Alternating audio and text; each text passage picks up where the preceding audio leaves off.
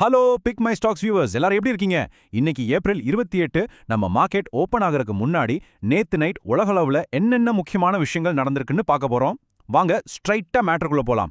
$108. நேத்து நைட் இந்த நம்பரை பார்த்தப்போ எனக்கே நிஜமா ஒரு நிமிஷம் ஷாக் ஆயிடுச்சு. ஆமாங்க, பிரெண்ட் க்ரூட் ஆயில் விலை ஒரே நைட்ல $108 தாண்டிடுச்சு. இதுக்கு முக்கிய காரணம் என்ன தெரியுமா? அந்த ஹோர்மூஸ் ஜலசந்தி. அங்க பெரிய அளவுல கட்டுப்பாடுகள் வந்திருக்கு. இது நம்ம மார்க்கெட்டுக்கு கண்டிப்பா ஒரு பெரிய இடிதான். ஸோ இன்னைக்கு காலையில நம்ம மார்க்கெட்ல ஒரு பெரிய டக் ஆஃப் வார் நடக்க போகுது. ஒரு பக்கம் நம்ம கிஃப்ட் நிஃப்டி சூப்பரா 140 பாயிண்ட்ஸ் கேப் அப் ஓப்பனிங் காட்டிட்டு இருக்கு. ஆனா இன்னொரு பக்கம் இந்த ஏர்ன ஆயில் பிரைஸ் ஒரு பெரிய சுமையா அழுத்த போகுது. குறிப்பா கச்சா எண்ணெயை நம்பி இருக்க நம்ம ஆயில் மார்க்கெட்டிங் அப்புறம் ஏவியேஷன் செக்டார்ஸ்லாம் இன்னைக்கு செம்ம பிரஷர்ல இருக்க போகுது. சரி, இப்போ முதல் பகுதியில இந்த புவிசார் அரசியல் பிரச்சனைகள், அதாவது ஜியோ பொலிட்டிக்கல் டென்ஷன்ஸ் எப்படி மார்க்கெட்டை பாதிக்க போகுதுன்னு பார்க்கலாம். இந்த வீக்கெண்ட்ல என்னென்ன நடந்துச்சுன்னு ஒரு டைம்லைன் மாதிரி பார்ப்போம். ஃபர்ஸ்ட், அமெரிக்காவுக்கும் ஈரானுக்கும் நடுவுல நடந்த அமைதி பேச்சுவார்த்தை அப்படியே ஸ்டாப் ஆயிடுச்சு. அது மட்டும் இல்லாம பாகிஸ்தான் போகவிருந்த அமெரிக்க அதிகாரிகளோட பயணத்தை அதிபர் ட்ரம்ப் கேன்சல் பண்ணிட்டாரு. அதே கேப்ல ஈரான் வெளியுறவு அமைச்சர் மாஸ்கோ கிளம்பிட்டாரு. இந்த கலைபரத்துல ஹோர்முஸ் ஜலசந்தி வழியா போற கப்பல் போக்குவரத்து அப்படியே முடங்கி போச்சு.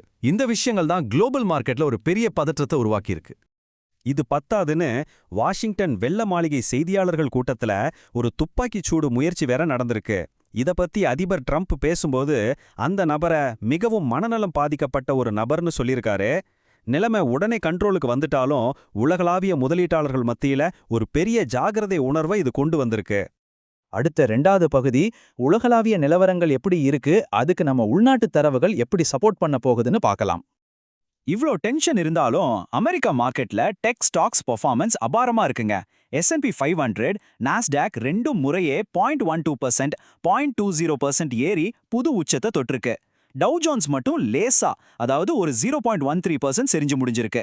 அமெரிக்கா மார்க்கெட்டோட இந்த பாசிட்டிவ் ரெஸ்பான்ஸ் இன்னைக்கு நம்ம மார்க்கெட்டுக்கு ஒரு சின்ன குஷன் மாதிரி சப்போர்ட் பண்ணோன்னு எதிர்பார்க்கலாம்.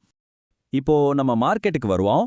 நம்ம உள்நாட்டு நிறுவனங்களோட Q4 ரிசல்ட்ஸ் ரொம்பவே ஸ்ட்ராங்கா வந்துட்டு இருக்கு. இதோ பாருங்க, கோல் இண்டியா லாபத்துல 11% வளர்ச்சி காட்டி எல்லாரையும் ஆச்சரியப்படுத்திருக்கு.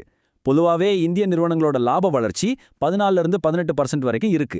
இது ஒரு பெரிய பிளஸ். ஆனா கொஞ்சம் வெயிட் பண்ணுங்க. இன்ஃபோசிஸோட FY27 கைடன்ஸ் வீக்கா வந்ததால அவங்க ADR 4% டிராப் ஆயிருக்கு. அதனால இன்னைக்கு ஐடி செக்டர்ல கொஞ்சம் செல்லிங் பிரஷர் இருக்க வாய்ப்பு இருக்கு. ஓகே, இப்போ 3வது பகுதி. இன்னைக்கு மந்த்லி எக்ஸ்பைரி வேற. சோ நிஃப்டி 50க்கான ரூட் மேப் என்னன்னு பாத்திரலாம். ட்ரேடர்ஸ் நோட் பண்ணிக்கோங்க, இது ரொம்ப முக்கியம். நிஃப்டி ஸ்பாட் இப்போ 24,092ல இருந்து 24,010 ரேஞ்சில் இருக்கு. கீழே பார்த்தீங்கன்னா 24,000 அப்படிங்கிறது ரொம்ப ரொம்ப முக்கியமான ஒரு சைக்கலாஜிக்கல் சப்போர்ட். ஏன்னா அங்கே தான் ஏகப்பட்ட புட் ஆப்ஷன்ஸ் ரைட் பண்ணியிருக்காங்க. அதை உடைச்சா அடுத்த ஸ்ட்ராங் சப்போர்ட் 23,800 தான். அதே போல மேலே பார்த்தீங்கன்னா 24,150ல முதல் ரெசிஸ்டன்ஸ் இருக்கு. 24,500ல ஒரு பெரிய கால் வால், அதாவது மிகப்பெரிய ரெசிஸ்டன்ஸ் இருக்கு. இதை அவ்வளோ சீக்கிரம் தாண்ட விட மாட்டாங்க. இப்போ மேக்ஸ் பெயின் டேட்டாவை பார்ப்போம். இது ஆப்ஷன் பையர்ஸ்க்கு அதிகமா லாஸ் கொடுக்கக்கூடிய இடம்.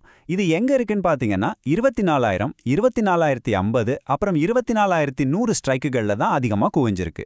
இதனால என்ன அர்த்தம்னா, புதுசா ஏதாவது நெகட்டிவ் நியூஸ் வராத வரைக்கும் எக்ஸ்பைரி பிரஷர்னால நிஃப்டி இந்த 24,000லிருந்து 24,100க்குள்ளேயே சுத்திட்டு இருக்கதா நிறைய சான்சஸ் இருக்கு. அப்போ இன்னைக்கு என்னோட பிளான் என்ன? ரொம்ப சிம்பிள். நிஃப்டி 24,150க்கு மேல போய் ஸ்ட்ராங்கா நின்னுச்சுன்னா நான் 24,300 டார்கெட்டோட புல்லிஷ் சைட்ல போவேன். ஒருவேளை அந்த 24,000 சப்போர்ட்டை உடைச்சு கீழே போச்சுன்னா அது ஒரு பேரிஷ் ட்ரிகர். மார்க்கெட் 23,800 வரைக்கும் சரியா நிறைய வாய்ப்பு இருக்கு. ரைட். அடுத்து பகுதி 4, மார்க்கெட்டோட ட்ரெண்டையே மாற்றக்கூடிய பேங்க் நிஃப்டியோட பிளான் என்னன்னு பார்ப்போம். பேங்க் நிஃப்டியை பொறுத்த வரைக்கும் இன்னைக்கு ரொம்ப டைட்டான ஒரு ரேஞ்சில் தான் இருக்கு. அதாவது 56,000லிருந்து 56,250க்குள்ள. இதோட மேக்ஸ் பெயின் எக்ஸாக்டா 56,000ல இருக்கு. ஸோ மார்க்கெட் அந்த இடத்துல ஸ்டக் ஆகிக்க நிறைய சான்ஸ் இருக்கு. ஆனா 55,500 அப்படிங்கிற சப்போர்ட்டை பேங்க் நிஃப்டி கண்டிப்பா ஹோல்ட் பண்ணியே ஆகணும். மேல பாத்தீங்கன்னா 56,500 ஒரு ஸ்ட்ராங் ரெசிஸ்டன்ஸா இருக்கும். இந்த லெவல்ஸ் எல்லாம் ரொம்ப கேர்ஃபுல்லா வாட்ச் பண்ணுங்க. இன்னைக்கு உங்களுக்கு ஒரு ப்ரோ டிப் தரேன். பிரைவேட் பேங்க்ஸும் PSU பேங்க்ஸும் எப்படி பர்ஃபார்ம் பண்ணுதுன்னு உன்னிப்பா கவனிங்க. ரெண்டும் வேற வேற டைரக்ஷன்ல போகுதான்னு பாருங்க. மார்க்கெட் பிரேக் அவுட் ஆக போகுதா இல்ல பிரேக் டவுன் ஆக போகுதாங்கிற முதல் க்ளூவை இந்த டைவர்ஜென்ஸ் தான் நமக்கு காட்டி கொடுக்கும். கடைசியா பகுதி 5, எக்ஸ்பைரி டேவுக்கான என்னோட ஸ்ட்ரிக்ட் ரூல்ஸ் மற்றும் ஸ்ட்ராட்டஜி என்னன்னு பாத்திரலாம். ஒரு பக்கம் குட் நியூஸ், இன்னொரு பக்கம் பேட் நியூஸ். இந்த மாதிரி வாலடைலான மார்க்கெட்ல மாட்டிக்காம இருக்க என்னோட ரூல்ஸ் இதான். ஃபர்ஸ்ட், இந்தியா VIX 1819 கிட்ட இருக்கிறதால உங்களோட பொசிஷன் சைஸை கம்மி பண்ணிக்கோங்க. ரெண்டாவது, இன்னைக்கு எக்ஸ்பைரி டே அப்படிங்கறதால காமா ரிஸ்க் ரொம்ப அதிகமா இருக்கும். சடனா பிரைஸ் மாறும், அதனால நேக்கட் ஆப்ஷன்ஸை தயவு செஞ்சு அவாய்ட் பண்ணிடுங்க. மூணாவது, பிரைஸ் மேக்ஸ் பெயின் லெவலுக்கு கிட்ட வரும்போது உடனே ப்ராஃபிட்டை புக் பண்ணிட்டு வெளியே வந்துடுங்க. வெயிட் பண்ணாதீங்க. இப்போ மார்க்கெட் ஓபன் ஆக போற இந்த நேரத்துல நான் உங்ககிட்ட ஒரு முக்கியமான கேள்வியை கேட்க விரும்புறேன். $108 அப்படிங்கிற இந்த மிகப்பெரிய கச்சா எண்ணெய் விலை அதிர்ச்சியை தாங்கிட்டு மார்க்கெட்டை மேல கொண்டு போக நம்ம உள்நாட்டு கம்பெனிகளோட இந்த ரிசல்ட்ஸ் மட்டுமே போதுமா? என்ன நினைக்கிறீங்க? பொறுத்திருந்து பார்ப்போம். முடிவா ஒரு முக்கியமான செபி டிஸ்க்ளைமர். நாங்க செபில ரிஜிஸ்டர் பண்ணப்பட்ட ஃபைனான்ஷியல் அனலிஸ்ட் கிடையாது. பிக்மை ஸ்டாக்ஸ்ல நாங்க கொடுக்குற இந்த இன்ஃபர்மேஷன் எல்லாமே டேட்டாவை பேஸ் பண்ணது, முழுக்க எஜுகேஷனல் பர்பஸ்க்காக மட்டும்தான். இது எந்த விதமான ஃபினான்ஷியல் அட்வைஸும் கிடையாது. ட்ரேட் பண்றதுக்கு முன்னாடி உங்களோட சொந்த அனாலிசிஸை மறக்காம பண்ணுங்க. தேங்க்யூ. சேஃபா ட்ரேட் பண்ணுங்க.